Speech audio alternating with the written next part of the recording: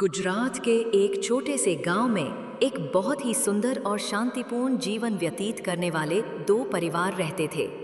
इन दो परिवारों में एक अमीर परिवार था और दूसरा गरीब। अमीर परिवार के मुखिया का नाम सेठ जगमाल था, जिसकी पत्नी का नाम जागृति था। जागृति अत्यंत धर्मपरायण, संयमित और श्रद्धालु महिला थी। वह हर वर्ष आषाढ़ मास के अंतिम दिन से प्रारंभ होने वाले दशामा माता के 10 दिवसीय व्रत को पूरे श्रद्धा भक्ति से करती थी, जबकि उसका पति जगमाल अमीरी का घमंड लिए जीता था। उसे ना तो व्रत में विश्वास था, न ही धर्म में। वो जागृति की पूजा और व्रतों का मजाक उड़ाया करता। दूसरी ओर गांव का गरीब परिवार था। रामू और उसकी पत्नी सीता दोनों मेहनतकश और परम भक्त। दशामा माता के व्रत का प्रारंभ होते ही सीता पूरे विधि पूर्वक माता की मूर्ति की स्थापना करती। रोज सुबह माता की आरती करती, कथा सुनती और गांव की महिलाओं को बुलाकर व्रत का महत्व समझाती। उनके पास धन नहीं था, परंतु श्रद्धा की कमी कभी नहीं थी। जागृति का जीवन भले ही ऐश्वर्यपूर्ण था, पर मन अशांत था। उसका पति हर दिन धन के पीछे भागता, नौकरों पर चिल्लाता और अपने बच्चों को भी पैसे के मोह में उलझा देता। जागृति ने कई बार उसे माता की महिमा बताई, पर वो हंसकर टाल देता। व्रत के चौथे दिन की बात थी।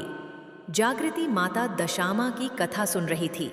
कथा में यह बताया गया कि जो भी सच्चे मन से माता का व्रत करेगा, उसकी सारी विपत्ति दूर होगी, पर जो घमंड में माता का अपमान करेगा, वो विपत्ति में घिर जाएगा। उस रात जागृति ने जगमाल से एक बार फिर माता की महिमा बताई, पर इस बार जगमाल ने गुस्से में आकर घर के मंदिर की मूर्ति भी फेंक दी और बोला, ये मूर्तियों और व्रतों से कुछ नहीं होता, पैसा ही भगवान है। माता दशामा को यह अपमान सहन न हुआ। उसी रात जगमाल को स्वप्न आया, जिसमें दशामा माता प्रकट हुई।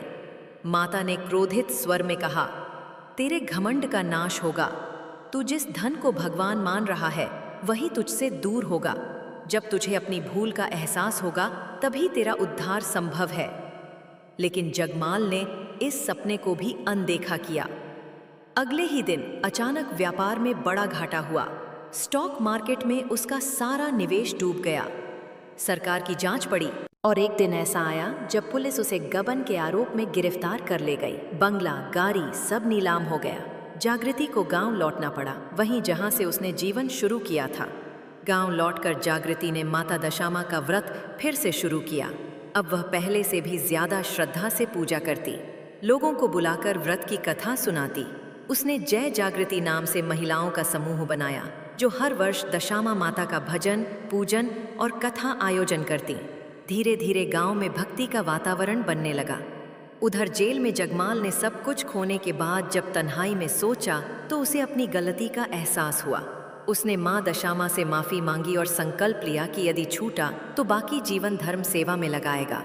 व्रत के 10वें दिन जागृति ने दशामा माता की प्रतिमा का विसर्जन किया, साथ ही विशाल भंडारे का आयोजन किया। उसी दिन समाचार आया कि जगमाल को अदालत ने निर्दोष माना और रिहा कर दिया गया है।